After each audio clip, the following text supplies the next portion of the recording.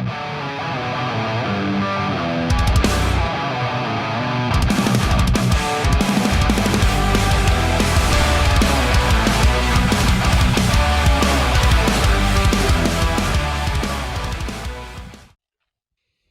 all right. Welcome back to another episode of the Wolves Only podcast powered by JWFIT. I'm Justin Wenzel, CEO of JWFIT. And what's up, Jake? How's it going, man? What is up, Justin? How are you today? Well, you already know what I've been up to today. It's been nonstop, gearing up for a massive Monday. But before we even start next week or this coming week, we got to finish this one, and I'm really excited. I'm actually. I've been trying to put this together. A good friend of mine. Really stoked to have you on. Josh, man, dude, this is great. I'm so glad we were able to put this together, man. Same. Excited to be here. Cool. Hell yeah. So for those that don't know who Josh Troy is, Josh, do you want to kind of give a brief or long? I don't give a fuck what you do, man, but just a quick synopsis. By the way, you can say whatever the fuck you want on this. We do not care. Unfiltered. It's wide open for whatever. Unfiltered, uncensored. But anyways, let us know who you are, man. Yeah, I love it. Thanks, Justin. And I agree, man. I mean, we talk all the time. And so I think it was kind of that natural, organic escalation. We're like, hey, we have great conversations. Let's record one for others to hear around coaching businesses, scaling, et cetera. But my name's Josh Troy. I'm the CEO of a company called WFS Group, where we scale integrity-based sales ops, really kind of within the alternative education niche, or really selling kind of consulting programs and really high ticket sales. And so I also have a business called Ironwell Productions. It's a really premium video marketing business. I've had that one since I was 21 years old. And so on top of all that, I think this is a big theme, obviously, with your audience and your community. I am a sober CEO. I'll have 11 years, February 6th. And I think that's important to me, right? That's a big part of my story and something I like to be pretty vocal about. It's huge. And you know what's really funny is, and I don't know that I've ever talked to you about this, and I don't know if you mind if we talk about this real quick. I don't want to get too far down that road because honestly today, I wanted to do more of topic discussion based on coaching and high ticket sales and things like that. But real quick, and this might be the first time I told you this, but I actually asked you at one point to sponsor me. And since, what's really happened, and it's been very interesting, is you've become a mentor to me. And I tell these guys Thank you. all the time, I'm like, this guy is kind of, he's a mentor of mine. And I come to you a lot of times when I need things, when I've been dealing with, obviously nothing so much in sobriety, but still it is. You know what I mean? It still is like just challenging either like a principle of mine or something like that, where you've talked me through it and you've given me better advice than even my attorney has. And I think you know what I'm talking about. We don't need to go into that, but well, Justin, even before you leave that topic, though, I will say, and we know this, people in the program, and we won't get super program heavy here. Obviously, we have a lot to get to, but just on that note, it's like they always say, like the sponsor actually gets usually more out of the relationship than the sponsee. And one of my favorite lines is when one person teaches, two people learn. And I feel like that's always how it is with you. Like, even if it feels like I'm the one giving advice, just the way that your brain works, I feel like I leave that conversation with just as much value. So it's definitely a special relationship to me. I agree. And everything about this. What's really funny is when you got, like, it's so funny to me about the program with years, because obviously you have a lot more time than me. And I thought it was really interesting that you got sober at 20. And I was just finding out that I was an addict at 20 and I was leaning into it hard. That's really cool, because for people that don't understand, like, what we've gone through, like, and the promises and the parts of our program, like you are like a massive, just a direct correlation to the success of working a program, staying focused and being, so you're 31 now. 30. I'm about to turn 31 actually. Okay. And I didn't mean I don't want to call out your age, but like, you're younger than me, quite a bit younger than me. And I look up to you and it's like age means nothing in the world that we're in. It really is about time, in my opinion. Like, I look up to the guys that have more time than me as if they're actually older than me. And in my opinion, maturity wise, you would be. in this type of world. So I don't know. I just thought I'd throw that out there, and I just kind of started. Well, off I mean, light. I think that's something that even kind of segues into the conversation we're going to have today, because this industry that we're in, right? The things that we do for business, it's crazy. I mean, there's people way younger than us making so much freaking money. And it's really anyone who's willing to put in the work to capture the opportunity.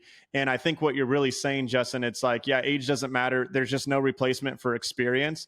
And the whole thing with experience is that it's just who's been able to have the opportunity to make more mistakes and fail faster. And that's a big part of my success that I always like to lean into. Like, I've made a lot of mistakes, and I've had a lot of hard lessons and expensive lessons. And it's like, I really think that I would be quite a bit backwards if I wasn't able to have the experience from those mistakes, because that's kind of the most teachable moments, which we'll dive into a lot of those today, I'm sure. Absolutely. So one thing that you had just talked about was like the younger people that are making so much money online, and the different offers that are out there, and all the ads and the online businesses, the e-commerce, all the high ticket, mid ticket, all these different words. And it was funny to me because I was thinking, because I'm one of these guys that puts out a lot of advertising, and when people say things are like, you get this a lot, it's a scam. That's a scam. Mm-hmm. Is it only broke people that say that something's a scam? It's funny you say that, but here I actually have maybe a little bit of a different opinion on that. I think that no, the reason so many people say it's a scam is because so many people have been scammed. Yeah. And I think that's what's actually really interesting, but it creates an even better opportunity for the more legitimate people in the business, because the thing is, people put out junk and they don't focus on value first. They focus on money. And a lot of them tell themselves, I think most people genuinely have good intent. Yeah. And they say, I'm going to figure this out and I'm going to make this valuable, but they rush the process and they focus on money too early. And then they maybe just never end up figuring it out, or I don't know what happens. But I think in our space, it is oversaturated with a lot of really crappy products, with a lot of really shitty programs. And so I think that's why. And I think that the reason I actually like that so much, though, is because I like industries where there are barriers to entry. I like industries where there are those challenges, because it makes it even harder to stand out. And it makes it so just the experts that really know what they're doing are able to take that market share. I agree. I think that your level of ticket, because of that, a lot of guys go straight into high ticket. And I think we were smart when we first started, because we started low ticket. We started really low ticket, and now we're one of the highest tickets in our industry. And we slowly moved our ticket up. And I think I've actually come to you a number of times and I was like, I think we're going to bump our ticket up again. And, and it was like, we evolved our ticket with our level of success and our level of value and resources that we brought to the table. And now it's incredible, because just like you said, it was like a matter of being authentic, being true, actually showing up. And we have an 12 mentor team in JWFIT, to where, like, in this industry, more than 5 guys is unheard of. And we've just been able to create a pretty solid deal. But it is true. It's like when Scotty and I started and it was just me and him, we were like $3,500. And and we were like, we had this vision of like not chasing retention. Everyone said it wasn't scalable. And I was like, all right, well, watch me scale it. And it worked out pretty damn good, and it's working out pretty damn good. But I definitely, I want to say something real quick that you've done really well, Justin. Because I have to be honest here, and I've shared this with you. I'm always honest, and I say what's on my mind. I've even shared, like, that's not a very scalable strategy. But there's 2 things that come to mind. And I think that especially for someone who might be earlier in their coaching business, who's just kind of getting off the ground, I think it's really important to understand this, because a big mistake that I've seen people make for years in this industry is they look at people that are way, this far in their career, and they try to mimic it from day one. Yep. But there's 2 things that come to mind. The first thing is that when you're new, like, and you can do things that are not maybe scalable, that's your differentiator. You're willing to do more for less and use that as your competitive edge when you can.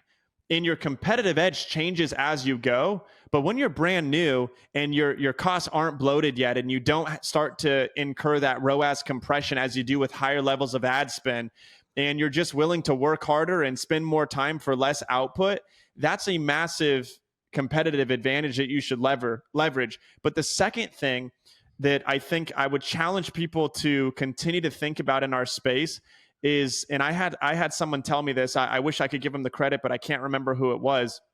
But somebody said the value's in the inefficiency.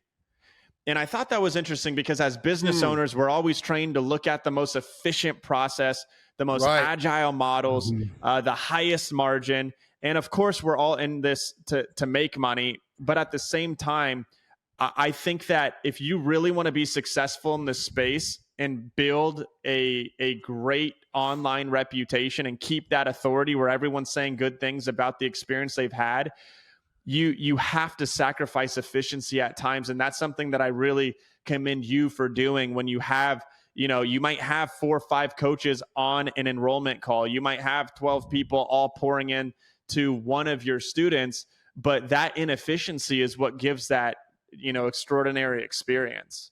Thank you. That it is. You have no idea. Like, there's been times where we've had some guys that were like, why don't we split up the 12-on-1s? And I'm like, why? We're not like, those 12-on-1s aren't always booked. They're not always like, we don't have multiple people coming into time slots. We're already on calls anyways together, like game planning, getting our day put together, things like that. Why do we need to separate and whatever? Let's just keep doing what's working. These coaches, they feel very empowered when they have everybody's attention all at once.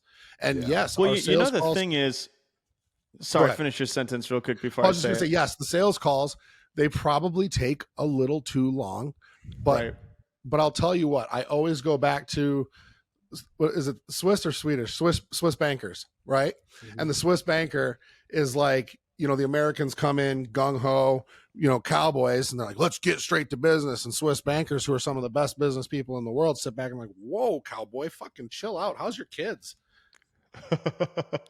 Right. Well, it's interesting because, like, just being in the space for as long as I have, and the clients that come to us that want to work with us, or even the consulting that I've done, something that's, I think, unique. I'm sure it applies to a lot of industries, but it's even more unique in ours, where there's a million different ways to skin the cat. And I think that the X factor, finding your X factor and what is unique about your model that works for you, is precious.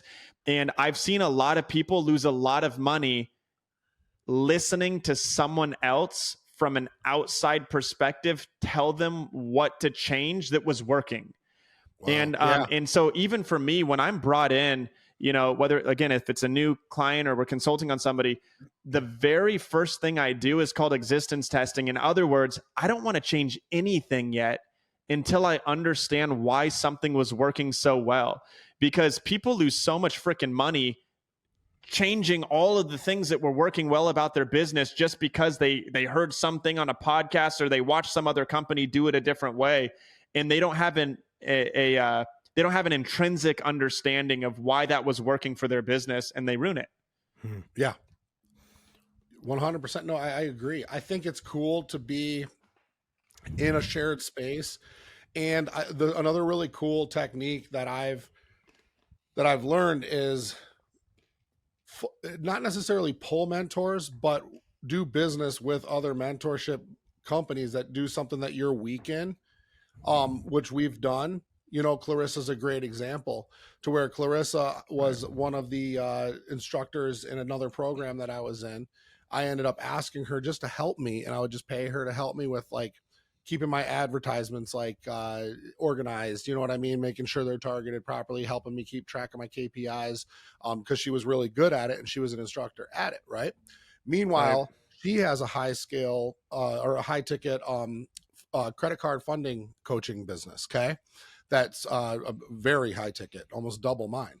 and she's very successful at what she does. But at the same time, like her marketing strategies, her content creation, her finance waterfall, these things she's developing, and as she's developing, we're developing ours, and we're sharing ideas back and forth.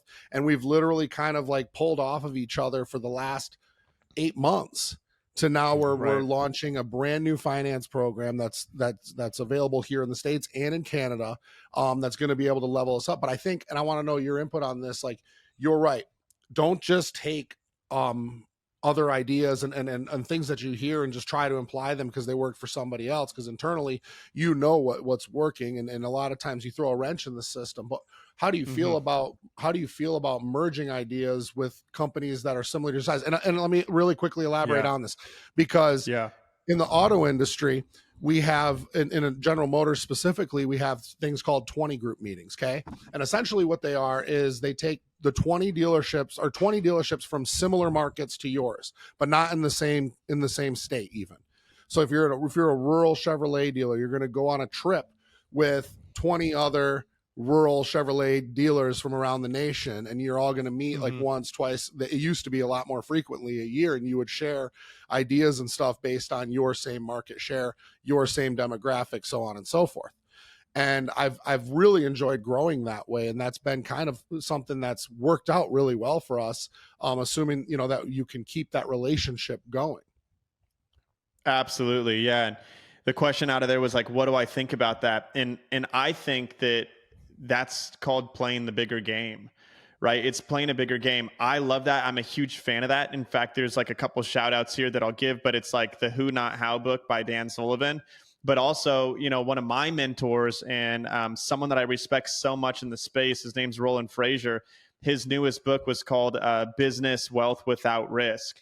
And, I think that a lot of the principles and concepts you're talking about, he shares there. And so just so you know, not to get too off track, but Roland's a acquisition entrepreneur. He teaches M&A. That's a huge focus of mine. And we have some equity structures in our business model. And I'm really fascinated by that. I love that. And the reason why is because it's one of the most leveraged ways of growing, right? It's one of the most leveraged business activities that you can do if you can use acquisitions as a growth strategy.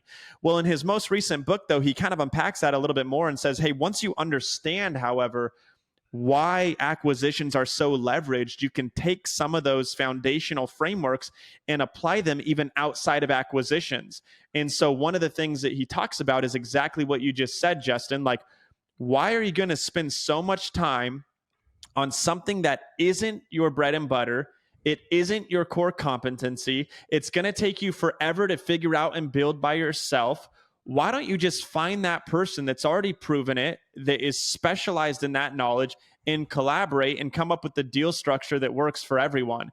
And I think that in our space, the people that really succeed know how to do that very well. And so they're always trying to marry staying in their most leveraged capacity with their relationship capital to make those deals happen. And just as a direct example to kind of land this plane, if you're building a high ticket offer, and you have all these inclusions in it, it's like, well, you can bake other things into that already exist, that are massive value to your community, and then pay basically a royalty or a percentage of each sale to the person that contributed it. And now you can come up with this like mega program that's insanely valuable, and you did it in a fraction of the amount of time, and it's probably 10 times better than it would have been if you did it yourself. That's exactly what we did. Wow. As a matter of fact, it's exactly what we've been doing for the longest time. But our biggest acquisition and just what we're talking about in relationship was with our newest guy, Cody Smith, who's a 23-year-old kid who built up a 2.5 million subscriber YouTube and exited out of it for millions of dollars.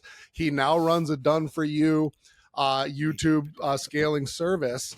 Came on a call to share his offer. Someone that grew up actually with our new Jake growing up. And he right away started sharing his offer, and I stopped him dead in his tracks. And I was like, listen, I my opinion on done for you. Okay. In a lot of these regards. So instead I was like, and I'll just share this with you guys. And Jake was there. I said, I really don't want to work with somebody unless they have an invested interest in the success of JWFIT as a whole, including my clients. So instead, I gave him a small percentage of every single program that's sold. Yep. But in addition, not only is he scaling which will end up being probably far more than what his actual service costs, right?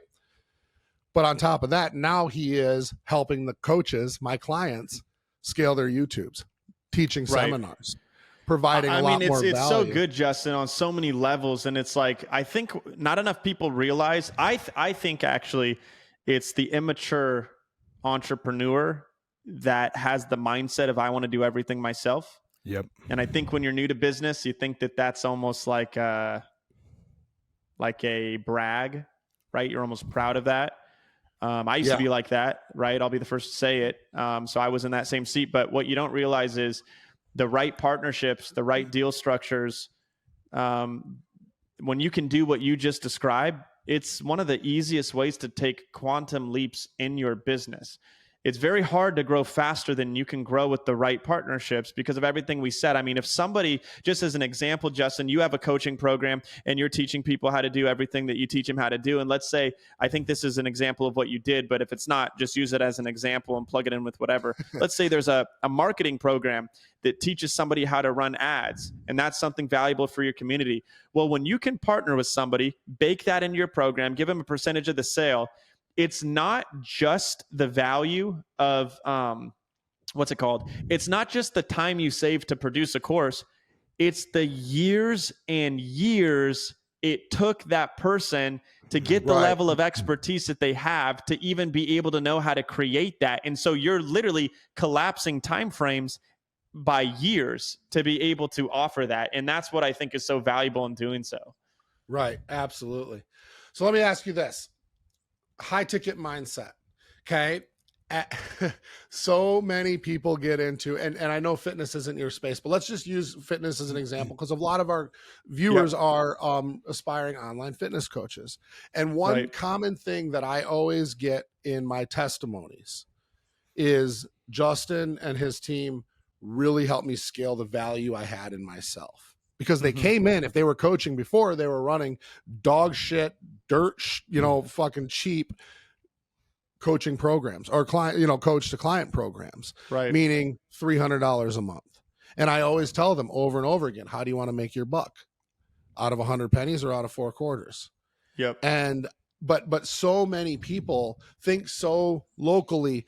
A lot of them are coming out of in-person training situations to where they live in a small town in North Carolina that, the average, household income is $36,000 to $50,000, and they think everybody's broke. What would you tell somebody that came in with a low ticket mindset that was scared to sticker shock people? Dude, man, I'm so glad you brought this topic up because it's been a while since I've had this conversation talking about this specific thing, and you just triggered like 6 things in my head that I want to speak to. And the first thing, I'll tell you this, I had a mentor a long time ago, not in this space. He said, Josh, it's really easy. There's 3 ways to make money. You can charge a lot, but sell to few people. You can charge little, but sell to a lot of people, or you can charge a lot and sell to a lot of people. You choose what you want to do. Those are the only 3 ways that you can, that's the only 3 ways that you could really decide like what type of business model you have. Right. And that's why I feel like I've had high ticket in my blood since the very beginning. And it reminds me of a conversation kind of in the same era of time for me.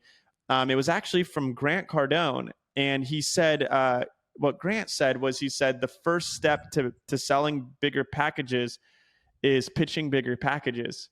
And I think that I think that people just don't have that experience. So maybe there's a limiting belief that it creates for them. And he also goes on to say, Grant goes on to say that it's way easier to sell more expensive stuff because you're solving larger problems. 100%. And I'll give a quick example of that because, like I said, I own a marketing business and I've had that for quite some time, the premium video production company. And, when we first got in business, we had more services. We became we kind of narrowed down the focus to just premium video production once we really nailed our positioning. But in the beginning, we were doing a little bit of that, a little bit of this, a little bit of that, websites, graphic design, whatever. And what was so interesting, because I'm a good salesman, even back then, I'm a good salesman. But what was interesting is like I would lose deals to projects that were or to companies that were literally like more than 10, 20 times the price. And I was so confused by that because I'm like, wait, hold on a second. I sold you a video and a landing page and this and that for only this much money.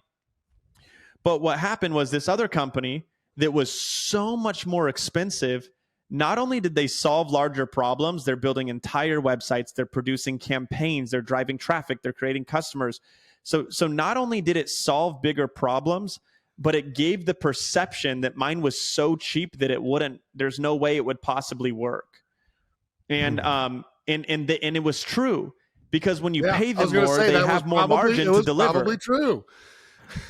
It was so true. And yeah, I remember the first time really selling high ticket and really getting into that space. And it was all about transforming the limiting beliefs and understanding that the more a customer pays, the more resources I have to give them the level of service that I want.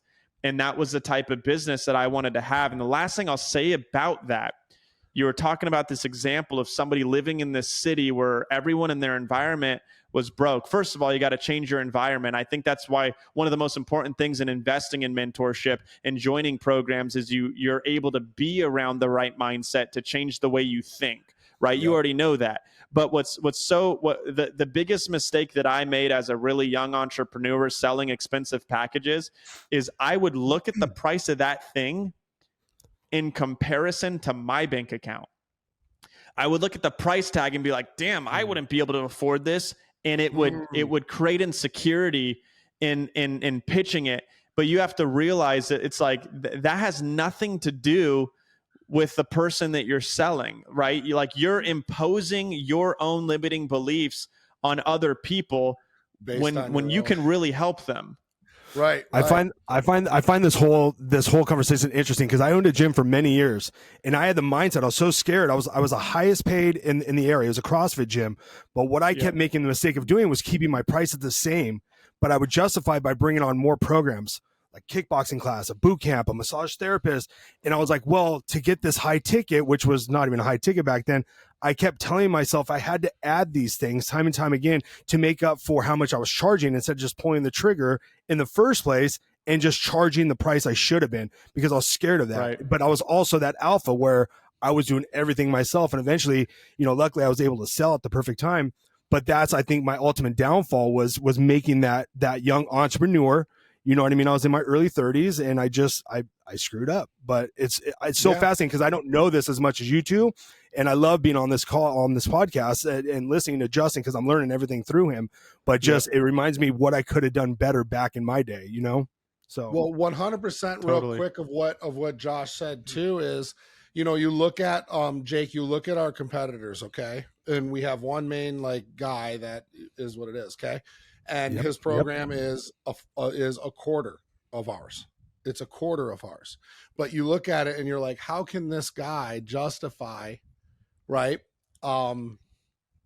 Clearly he does very well. Sure. Right. And if he's charging $7,500 or whatever it is for a 90-day program, that's $500 a week. Do you really think it's worth that guy's time at $500 a week? This guy's got all the shit in the world, the boats, the mansions, the cars, everything. Do you really think it's worth that guy's time to care about your success at $500 a week? Yeah. Right. Yep. Yeah, exactly. It's like, I mean, I think that's even the kind of the misconception with high ticket is like, you're not just charging more for the same thing. You're charging more to deliver more. That's the whole point. And the most expensive thing is the thing that doesn't work. It's like, that's the most expensive. So it's like you could get 80% of the way there and it doesn't work, or you could pay just 20% more and you get the results and it was worth it. And so, you go cheap, you end up that's paying the whole more. thing. Yeah. Right. That's interesting. That's fantastic. All three of those points just made my fucking day, and Yeah, I did. and I love it. When it comes to client acquisition, then okay, so we get over the fear, we get over the limited mindset. Now all of a sudden it's like, you know, you have your mentor, you have your coach, they're cheering you on. Now we start building an offer. Yep. And we, you know, there's all, you know, a lot of people know about Alex Hormozi and having these like no-brainer offers. Right. What do you think? Obviously, we got to solve a lot of problems. We got to hit a lot of pain points, right? Mm-hmm. So what do you think the first pain point that you should strike on in a situation? And again, let's just talk to online fitness coaches, just because, I mean, again, like I said, most of our viewers are going to be in that realm. But any type of like life coach, you know, mentor, anything like that, where do you think the pain point that hits the hardest is that you need to emphasize on? And I would imagine you'd want to emphasize on that first and foremost. Qualifying question. What do you mean exactly when you say what's the main pain point we want to hit on? Are you talking about once you start designing your offer? Correct. So what's the main thing that you want to think of when you start designing an offer? Correct. Got it. So this is a really good kind of, I love the way this conversation's flowing, because there's so many things that we just talked about that lean into this, that go hand in hand with this. And so the first thing that I think I want to talk about is, we're talking about high ticket, and we were talking about selling high ticket, and we were talking about kind of the limiting beliefs around people that haven't sold high ticket. I actually was creating content today, Justin, and one of the reels that I was making, one of the topics that I was discussing was the simplicity in selling high ticket. And, you know, I was at an event last week. I was in Vegas, and I was with actually, it's kind of an interesting thing, because this guy is like a mentor figure to me, but I've sold him really expensive stuff in the past. Nice. And it just the position I was in. And I actually sold this individual $100,000 program. Oh, wow. And what was it was a really cool experience for me, because he still had the recording of when I sold it on Zoom. And he was like, dude, I still show my sales managers this to this day, of like the way that you sold this. And he's like, I never unpacked it with you though. Can we unpack this? Like, can we talk about your strategy? Cause like, it's so good, but I don't even know all the things that you were thinking when you were doing what you were doing. And I was like, here's the deal. Okay. I'm going to give a quick story. I used to sell at Morton's. I worked in fine dining, right, through college. And I was the top sales rep in my entire company. And when it means to be a top sales rep in fine dining, it's like the average price per guest, right? Like how much did each guest spend? I had the highest per guest average, and I had the highest alcohol wine sales in the whole company. And we had something called a Magnum. It was a 6-liter bottle of wine. Well, I've drank several of those. Yeah, I'm sure you have, right? And there were thousands of dollars. It doesn't surprise me. I'm already sober at this point selling this. I was just about to say too. Yeah, you're the top wine and booze salesman as a sober person. Go figure. We don't get high on our own supply. Well, actually, that's a different conversation. But it was a funny dynamic, because I didn't drink, so I didn't even know how to tell people what it tasted like. But I was still number one, because it's not about that. Interesting, right? It's almost what you just said is almost the point. It wasn't about the wine. That's not why people bought it. Some people just bought it because they wanted every other table to look at them when I carried it through the restaurant. Right. Everyone has a different, what we call dominant buying motives. And so to get to where I'm going with this, I was asked to train the other sales reps, the other servers. They're called. We were obviously called. We weren't called sales reps there. The other servers. I was asked to sell it, and so I said, okay, well, what's your guys' pitch? And every single pitch was the same. They said, well, we tell them, like, if you guys are planning on drinking a lot, this is our biggest bottle. There's going to be more than enough wine. Like, there's so much. It's like cool, blah blah blah. And I'm like, well, hold on a second. The main value proposition, the main thing that you're pitching, is the number one objection they already have. They're already thinking that this is maybe too much. They're already thinking that they could probably go with a little less.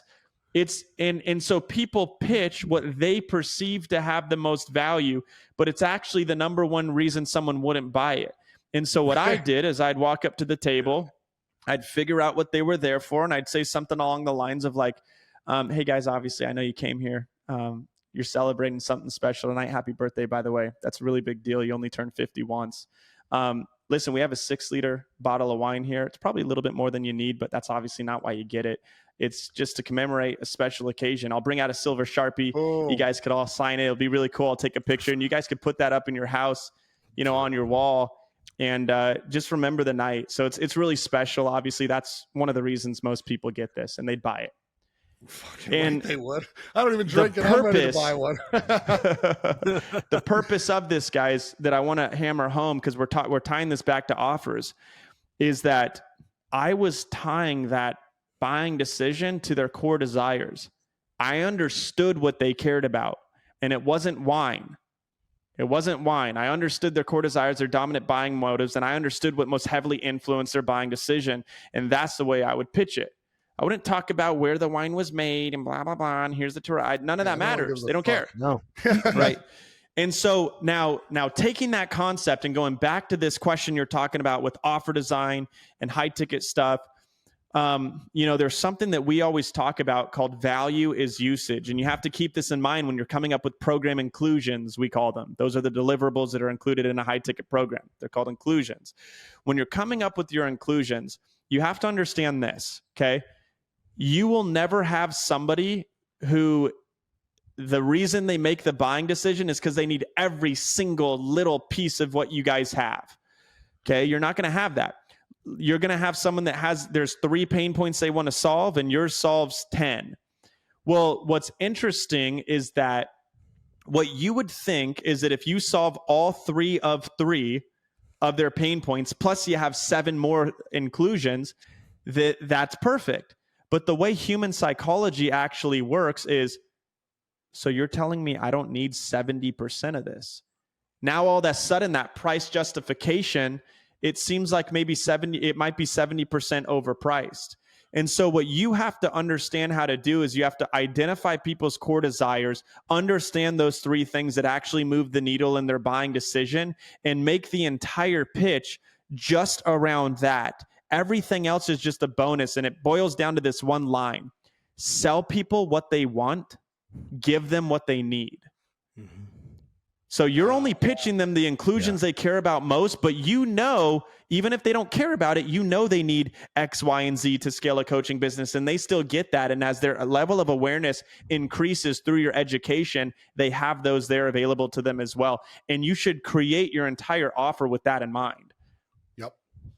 Yeah.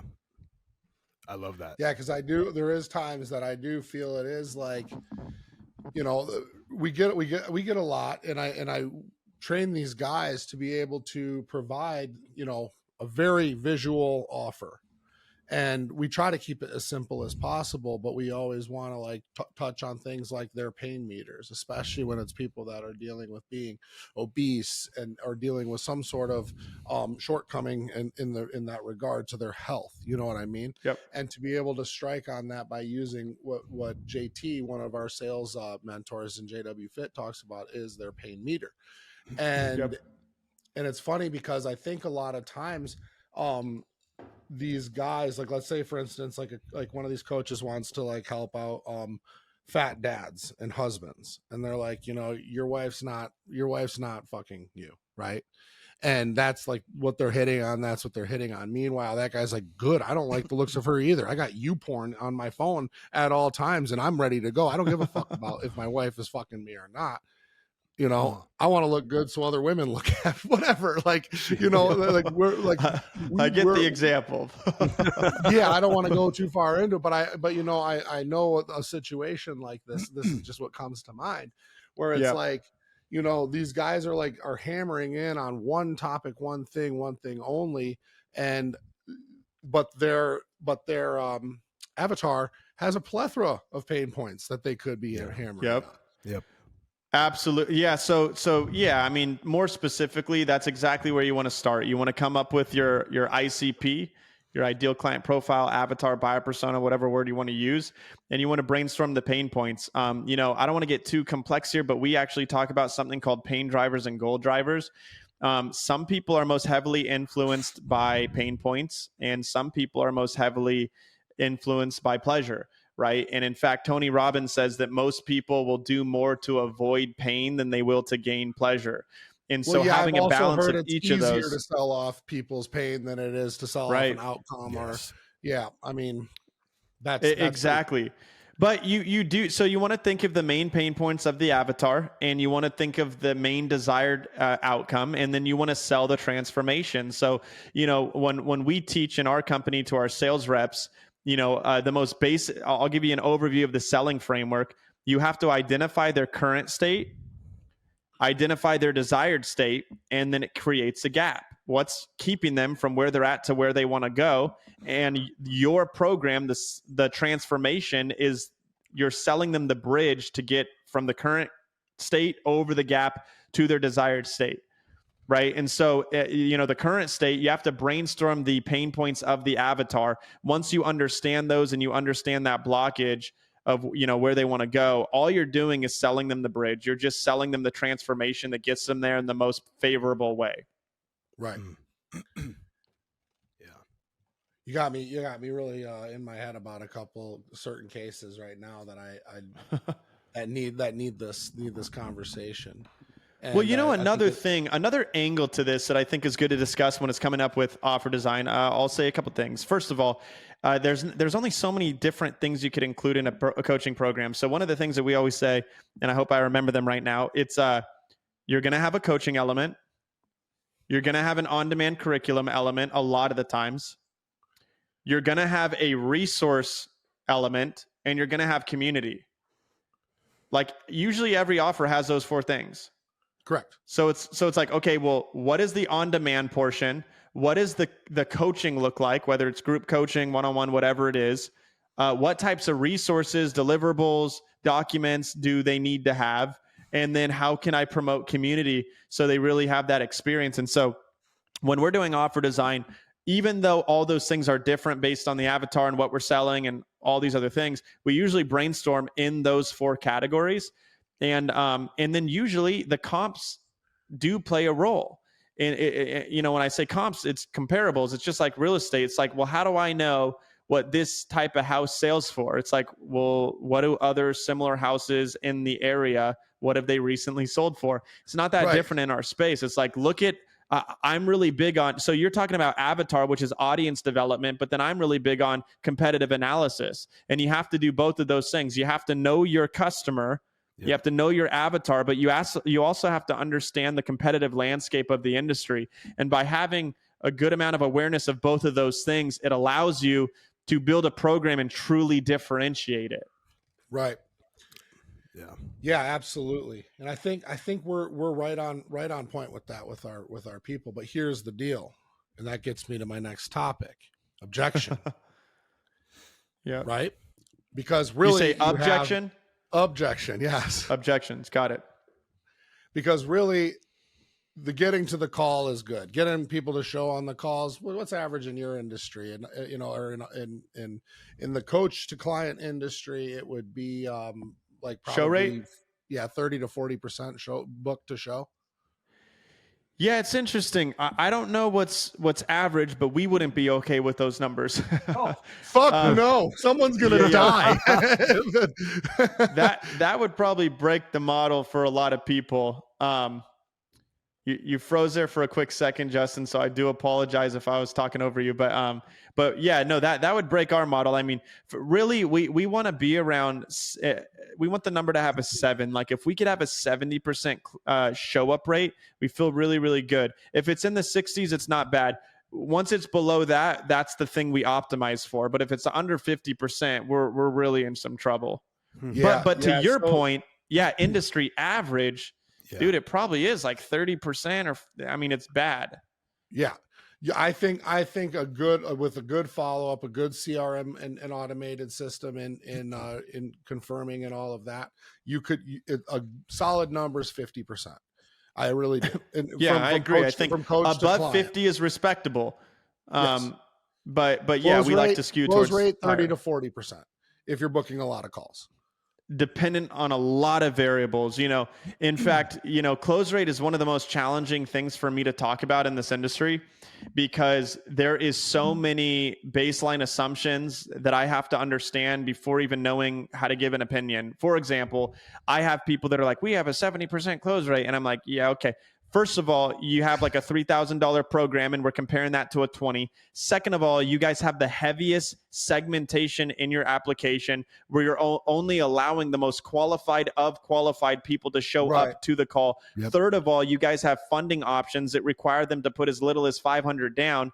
All those things are going to skew close rate, and you can't really compare apples to apples. So well, even if you had all those closing resources, even if you had all those closing resources, then you should be doing that, but then you should be booking more calls. Yes. Right.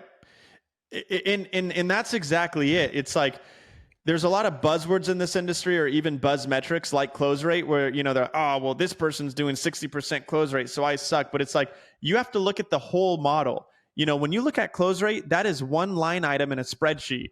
What's everything else? You have to look at the equation as a whole to make sure that the model works. And you actually might strategically want lower metrics in certain line items because you understand that it shakes out on the back end. So it really depends. In a non-tangible, I would tell you the most important metric to look at is cash collected. Absolutely. Yeah. Yeah. Cash collected. In fact, a lot of the times, it goes back to CPA, right? It's like, cash collected is all that really matters. We also heavily focus on collections rates because that turns into cash collected. Correct. Yeah. If you have a solid AR and you have a solid clientele with good results, then you're in great position. I usually keep $500,000 in AR and solid clientele. And it's fantastic. Once it starts getting, and I don't mind it getting higher. I don't mind it getting into the 700s, but then it's like, okay, what are we doing, guys? Are we just taking the easy way out, or are we actually going in for, well, and dude, you know what? I love this stuff. And sometimes I have to have like some room awareness, because it's like, if there's some beginners on here watching, then I don't want to say something that goes over their head. But if there's some more advanced people, I don't want to keep it too basic. But this one thing that is very basic, I think even the most sophisticated of people need to go back to. You need to go back to the basics. And it's like, we could talk about numbers and strategies and all this stuff, but it's like the best close rate, or the best strategy to improve close rate, is an irresistible offer. Correct. The best strategy to increase your collection rate is solid fulfillment, right? The best way to decrease your refunds is deliver an amazing experience. It's like, so many of these things are solved by just doing a really, really good job. It's not like some magic word you say on a phone. Right. Absolutely. Yeah. Provide, show up, show up and do what you said you're going to do. God damn it. And show up and pour your heart out and just over deliver. Yep. So before we actually dive too far into objection, the other thing that I definitely wanted to bring up is work hard, not smart. And this popped in my head because of what we were talking about showing up. Did you mean the opposite, or are you going to shock me with a different opinion? Work smart, not hard. Fuck me. There you go. Work smart, not hard. Okay, I have. God damn it! Sorry, the coffee. I was waiting for a good punchline on that one. I was like, I haven't heard this one before. This is gonna be good. No, I mean, work hard, not smart. No, yeah, stick to it. I was thinking, must be a workout thing. I thought I had to make a new meme for him, dude. I was already on the phone, like building some content with that phrase. I'm like, fuck yeah. well, hold on a second, because actually, let me kind of, because in a way, I was gonna unwind that a little bit, because here's the deal.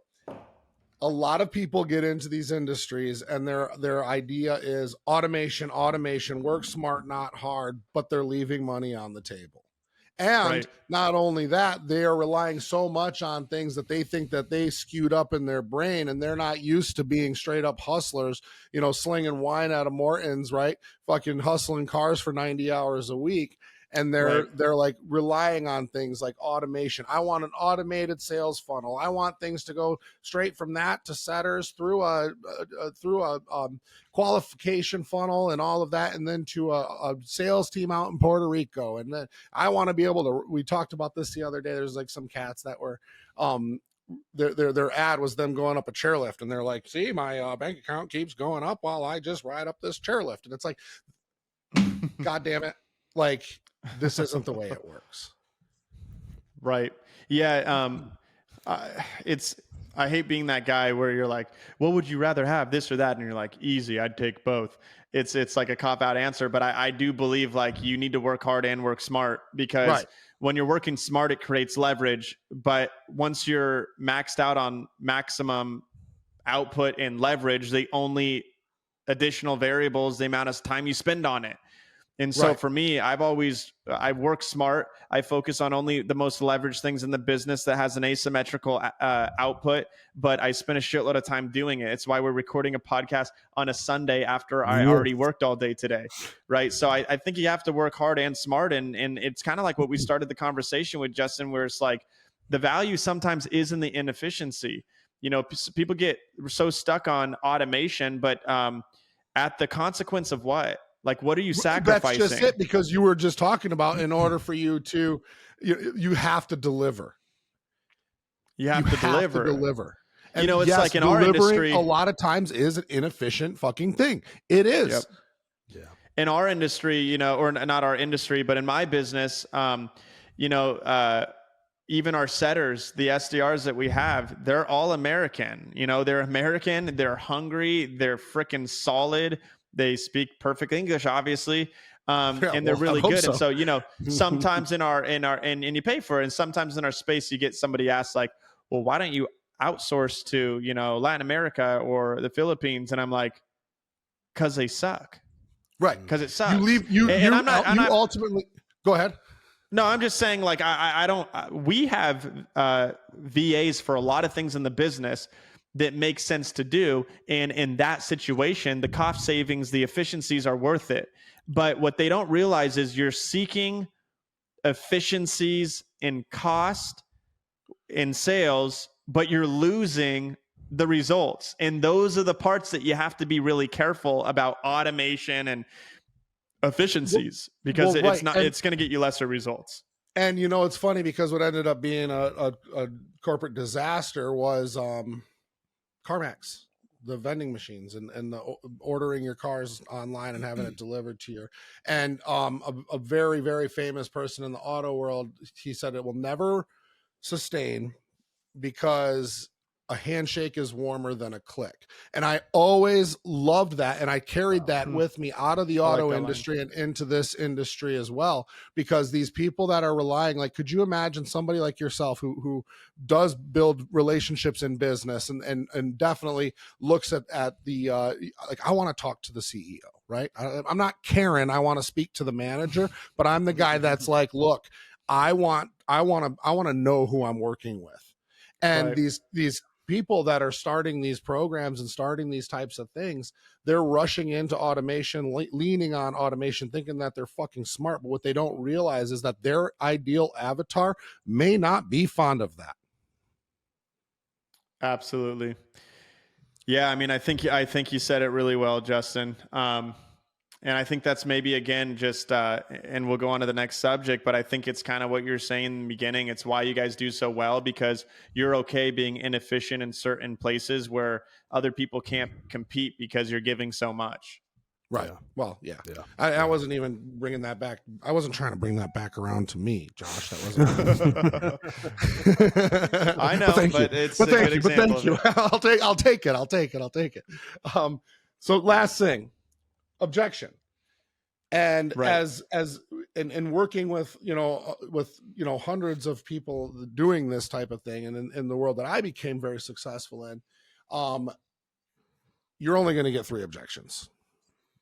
Cost, got to talk to my wife, I don't have time. I mean, really, you might get thrown with some wacky shit, which are most likely lies. But in your opinion, okay, so for me, I refuse to qualify somebody before a call. Okay? I do, as far as financially speaking goes. Yeah, I like where you're going with this so far. I believe that if I create enough value, that I can make that money appear. Yeah. Right? You know how many See, times that's just it. That's just it. And that's why I knew you were going there, and that's why I like it, because it has to do with how much trust have you been able to create. Like, you think because they saw a 30-second ad and maybe watched a short video, they're prepared to spend 10 grand or whatever it is. You think that you've showed them enough value by that point, and you haven't. And so when they answer these questions, maybe in an application or just in conversation, they're basing those answers based on what they know at that point. And, it's like, well, they're only coming up with their budget based on, that situation. And so a salesperson's job, we call them gap awareness questions. When you can create a gap, which really has to do with understanding the pain points, all of a sudden, not only does the pain increase, but their budget does proportionately, because they realize how big of a problem they actually need to solve. Right. And so I think I've always said that budget is kind of irrelevant, right? Because it's all relative. It's relative to their own frame of reference. It's relative to what they might think that it should cost. And then in addition to that, a lot of people, because they have limiting beliefs, I'll give you an example of why I don't like it. Because a lot of the times it's like, how much do you have to invest in this? Let's say they say $2,000. Well, they might have $100,000 saved, but they have this scarcity mindset where they're like, I'm only willing to let go of $2,000. And it's like, well, now you're disqualifying maybe one of the most qualified leads in that instance. Right. Yeah. So there's a lot to it, right? There's a lot to it. I also, again, it goes back to looking at the whole equation. We do have sometimes not the most qualified leads. We would call them semi-qualified. Go to SDRs first, filter, screen, gauge, qualify, and then set them back onto a closer's calendar. But we only do that when we have the correct SQL ratio, sales qualified leads. Like if we have our lead quality at a certain level, well, now we have the luxury of saying, hey, our closers are already busy all day long with great leads, with the financial capability, with the level of interest and desire. We don't need to take all of these other leads right away. So we do add a little bit more friction to the process, but you have to make that decision at the right time. Right. So then you get into handling the objection. So then you get into it. And the other thing I would say that I talk about a lot just from running a sales operation is when it comes to lead quality, the one thing always comes to mind when you talk about lead quality. You guys could say it real quick. Tell me. Just to choose one thing. What does it mean if a lead's qualified? Like the one thing that you're looking at. Shit. We all know what it is. If it falls through my funnel? If you were to say, oh, that lead's not qualified or that lead is, what's the first thing that comes to everyone's mind? Cash on hand. I mean, it's money. Yeah, it's always financial. It's what everyone is trained to look at. But there's two components to lead quality. There's financial capability, and then there's this second bucket, which is level of awareness and interest. And so just as an example, if you have a billionaire come through your funnel, Justin, and they're more financially qualified than anyone, but if they don't have an interest for your program, can you really call them qualified? No, you can't. Yeah. And in our space, most of the time, the easiest way to amplify desire and increase level of awareness is through content, right? You want to nurture them with content, strategic content that's opening their eyes to what you want them to see. And so for us, we focus less on financial capability because, like you said, most of the time that can be solved for, whether it's financing or some sort of creative structure, whatever. We spend less time on that. We spend more time making sure we're giving them valuable content so they show up with the level of interest that allows them to open up more when we're trying to solve for the other problems. 100%. Yeah. No, I like that. I like that level of interest too, and I think that goes back to why we don't qualify anymore based on there. I just never put a name on it. I just always was like, I believe that we can sell every single person that comes in the same way I treat my coach to client business. I believe I can sell every single person that comes on the phone with me. Right. And then, like you said, then we have a fantastic finance waterfall on board. You know, that's awesome. Here's my last question for you, just to go circle back to what we talked about when we first started. Yep. Do you think you've been bringing sobriety more into your image in the online space than you were before? I mean, the obvious, like, well, the reason I ask is because you were non-subjective recently answer is yes. I think maybe a better question is why. Maybe. Well, yeah, I mean, I know recently you were on Hopeaholics with Natalie and Chad and Shane, and I Right. watched some of it. I haven't had an opportunity to watch all the way through it. I will though, because it actually, honestly, in my opinion, and I've been on that show twice. Once with Flex Wheeler, and obviously I'm pretty close with Shane. From what it sounded like, it was probably one of the most articulate, and I'm not actually fucking shocked because it's you, but probably one of the most articulate and well put together shows from everything that I've seen thus far of that they've done yet. That's not me. Thanks for That's that not a me lot. blowing you or anything like that. That's I mean, and not because I love you to death and I think you're an amazing human being, which I do, but Thank you. Just from what I caught, there was a lot of validity. But my question is that I've been seeing your content. I watch your content rather closely because I think it's fantastic. Right, but I have likewise. been noticing that you've been more outspoken lately about it. Yeah. And you already know that I fucking love that. Yeah. And I also do not believe whatsoever, and I hope you can agree with me that talking about your past and talking about the triumphs will only benefit you in business and the people. Oh yeah. I mean, absolutely. I mean, a few things come to mind, right? Like I even said in that podcast, like, you know, I don't talk that much about my past, not because I'm ashamed of it. I'm the furthest thing from that, but because, you know, in the program, we're taught to bring the solution. Right. So I don't like to stay in the problem, but I think the importance of the past is to qualify and you know, it's experience, strength, and hope. How can you help someone if you haven't been where they've been? Yeah, correct. And so that's important to me. I'll be really kind of transparent here, which I always try to be, but I haven't been asked this before, and I was just recently thinking about it. It hasn't been like an intentional decision of like, I'm going to start talking about my sobriety now. What has happened, you know, like I said, I have almost 11 years sober now.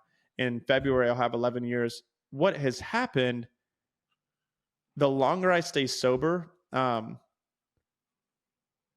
more people have shown me how valuable that has been to them. And I think I was unaware of it at first. And it's starting to come to surface a lot more. And here's what I mean by that. It is an interesting topic. I got sober when I was 20. It wasn't cool, dude. It wasn't. I got sober because I was going to die.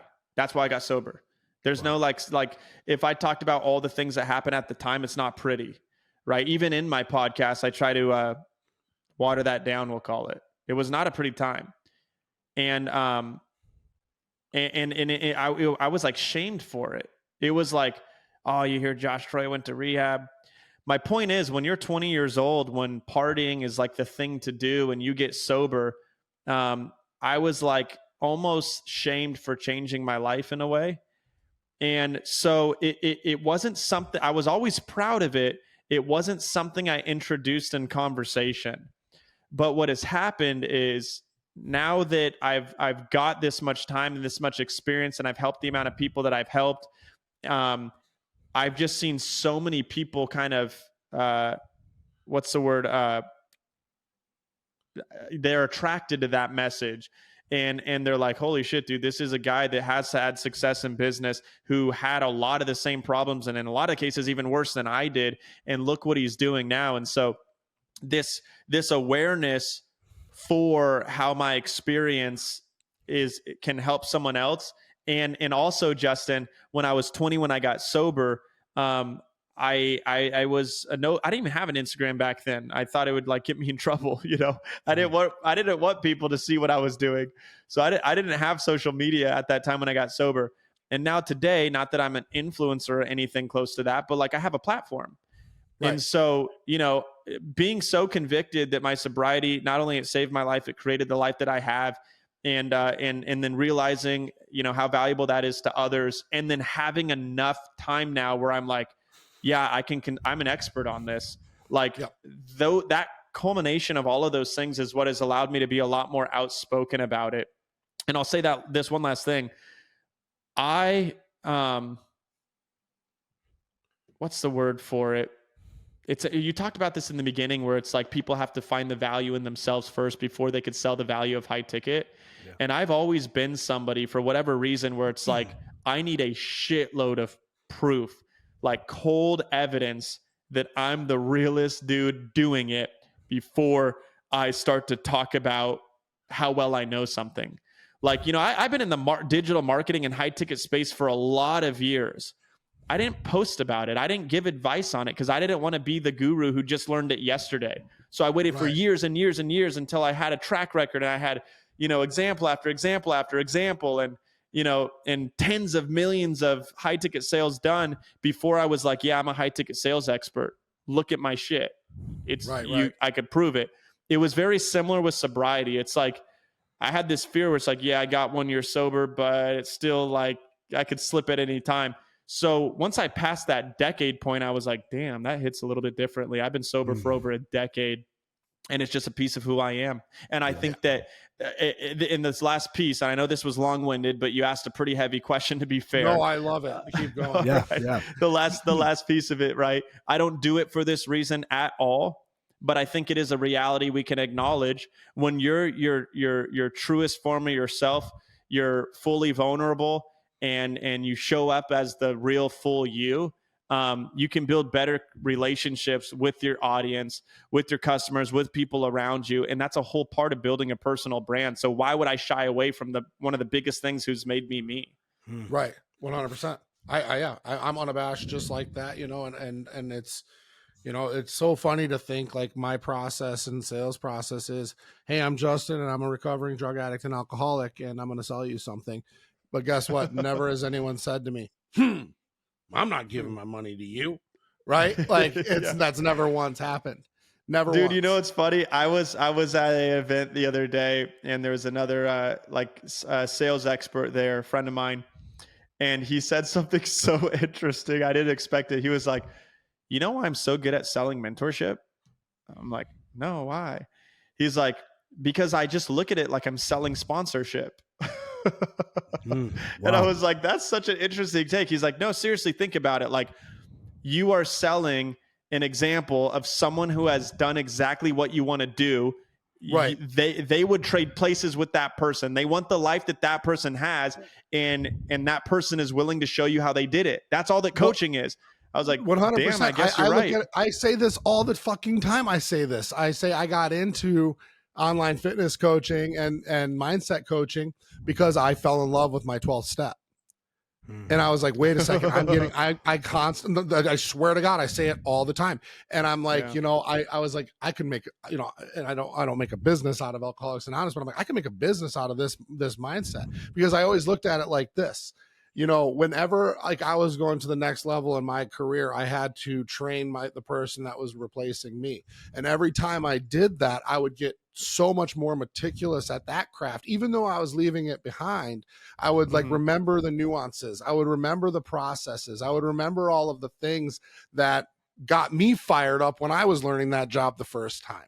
And it really left me leaving that seat stronger. And this is a concept of the hedgehog, the level 5 leader, right? In good to great. Where like, it's like creating that next leader. And I found so much out of that. And the big book doesn't really discuss that part of it at all, but that was my mindset. Right. Was like, how do I level people into that next thing to impact more lives and things like that. And ultimately that was the way I took the 12th step. That was really the way it was. It was like, I'm not just going to help somebody get sober. Yeah. I want to help somebody get great. Right. Well, I mean, dude, in a lot of ways, I'll say this, Jake, and okay, let you chime in here.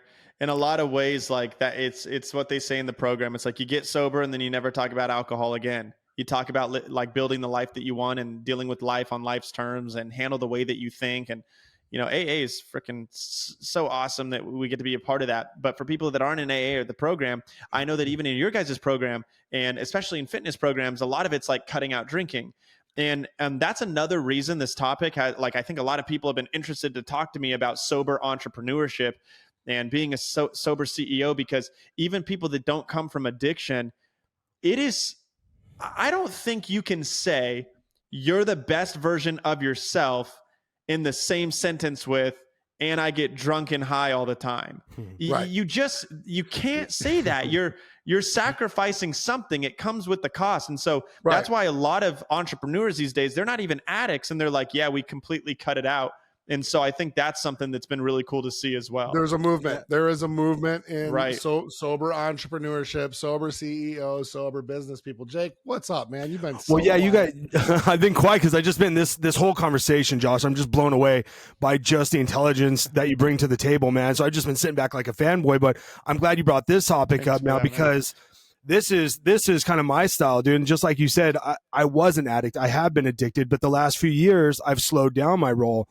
I've known what the better choices were, but I was still that weekend drinker. If me and the wife went out, we'd have that drink. We still had our moments. I was still doing some substances, but it wasn't until I've been coaching my whole life. And I've always asked the question, like, what am I doing wrong? How have I not reached perfection, whatever that may be? But it was always that I was a hypocrite. I was looking on camera when I would get on camera back then, and I would tell people to do something that I wasn't necessarily doing.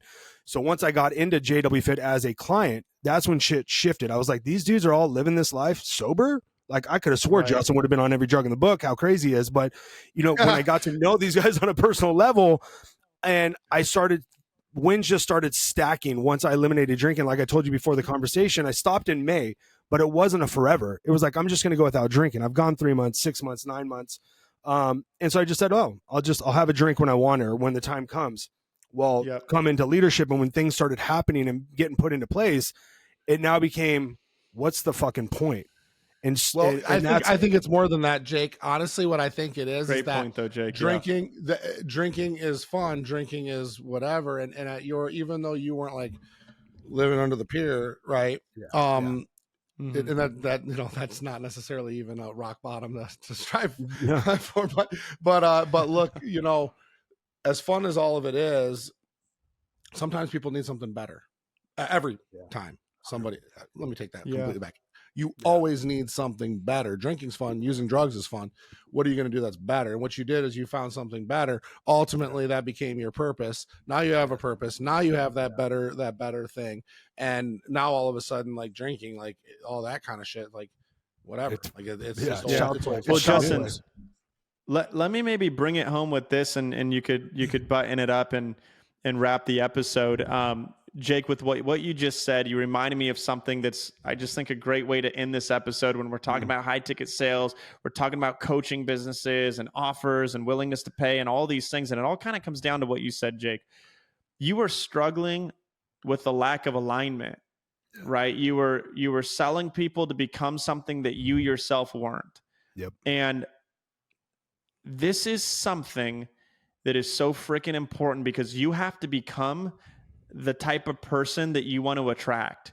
And what I would say to anyone listening or watching this who has never bought a high ticket program, who has never joined a coaching program, and constantly thinks to themselves how hard it's going to be to have a coaching business, how difficult it's going to be to sell high ticket, that is exactly why.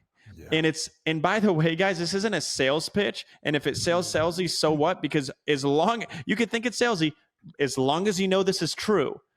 If you haven't bought a coaching program or joined mentorship, you haven't experienced the value and the transformation it gave you. So you can't speak with that conviction, which is why no one will ever buy your shit, because you haven't been there. And so I think a big part of becoming the best version of ourselves is people think that they can like do things and then grow, but it's not true. You have to grow and become who you are and then you'll receive.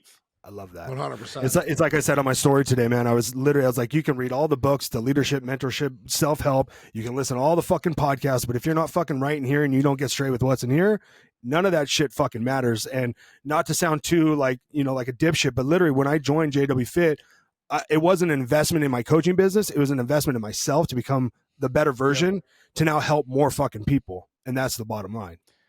That's it, dude. It's the first question I always ask when, it's like, if somebody's like, yeah, dude, how am I going to sell this? It's like, you never sold this before. I mean, you never bought this before, have you? Right. It's like, of course you don't know how to communicate it, man. You got to go do it yourself before you tell someone else to. Otherwise, it is very hypocritical. Yeah. If you want to have high ticket clients that pay you 10,000, 15,000, 20, 50, 100, whatever it is, and let me guess, you want them to pay in full. And let me guess, you want them to not be a headache. And let me guess, you want them to be respectful, and you want them to send referrals, and you want them to do all these things. Yeah. And you yourself haven't done any of that, and you weren't that person. Yeah. Good luck. Well, good luck. It's not going to happen. It goes back like Scotty and Dane, the other two leaders, they talk about, we don't sell programs, we sell results. And once you shift that mindset to not selling a program, and this is what you get out of it so much more, that's when we start watching these coaches just fucking elevate up to a top tier. Because they get it. They've experienced it. 100%. Well, yeah, they all bought into a high ticket coaching program. Just like what exactly. So listen, I absolutely, this has so far been my favorite show. I'm just, there was so much value here, and I hope that the people listening understand that they just got like a fucking college course in this world that we live in here and we work in here. Thank you for coming on here real quick. What's the best way to find you, Josh? Yeah, just on Instagram right now, guys, social media. I don't have anything to sell you. I'm just here to add value, but Troy.Joshua. My name is Josh Troy. It's backwards because that's how it's always been, but it's Troy.Joshua on Instagram. I try to post a lot of content and value there, but yeah, if you could get some value from it, then I did my job and I feel good about it. Hell yeah. Great. It's great value. And thanks guys again. And listen, if you're watching this, you liked what you heard, make sure you comment, make sure you subscribe to our channel, and maybe shoot a like too. Thank you so much for listening to the Wolves Only podcast powered by JWFIT. We're out. Peace. Thanks, guys. All right, guys, that wraps up an episode of the Wolves Only podcast powered by JWFIT. Listen, if you guys like what you heard, make sure you subscribe, make sure you like and comment, help us get our message out there.